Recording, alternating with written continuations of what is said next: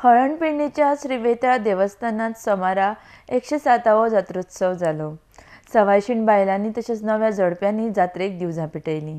ह्या वेळार दिनदर्शिका अनावरण आनी सत्कार सुवाळ्याक मुखेल सोयरे रमेश सावळ, रानमंत्री राजेंद्र आर्लेकर आनी हेर मानेस्त हाजीर आशिल्ले। RDX Goa bureau report.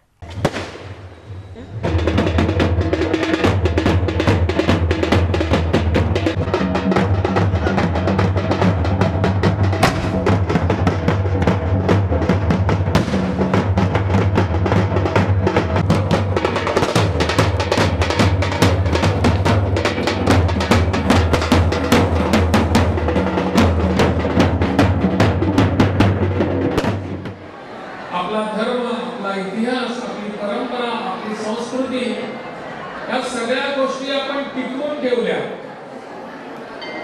आणि या टिकवून ठेवण्याचं माध्यम जर कुठलं असेल तर ते हे मंदिर आहे।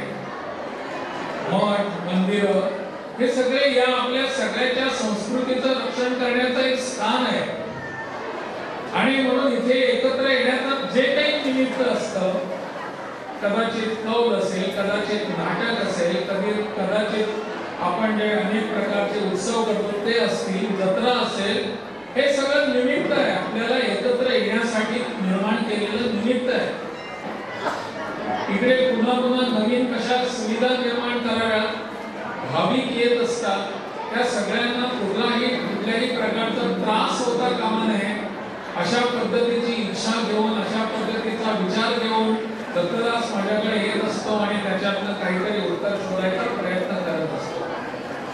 आणि म्हणून अशा पद्धतीचा एखादा माणूस आपल्या एखाद्या देवस्थानच्या समितीवर असतो त्यावेळी अनेक गोष्टी आपोआप होत असतात आणि म्हणून या सगळ्यांच्या इकडच्या स्थानिक लोकांच्या, स्थानिक ग्रामपंचायत आहे, स्थानिक पंच आहे, या सगळ्यांच्या सहकार्याने हा सगळा जत्रोत्सव पूर्ण होत असतो, संपन्न होत असतो।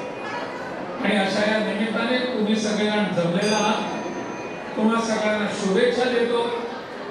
सर्व शक्तिमान असं श्री वेताळ तुम्हा आम्हाला सगळ्यांना सद्बुद्धी देवो आणि भविष्यात येणाऱ्या काळात समृद्धीचं जग आपल्याला पाहायला मिळावं, समृद्धीचं अशा पद्धतीचं आपल्याला युग पाहायला मिळावं, अशा पद्धतीची अपेक्षा व्यक्त करतो।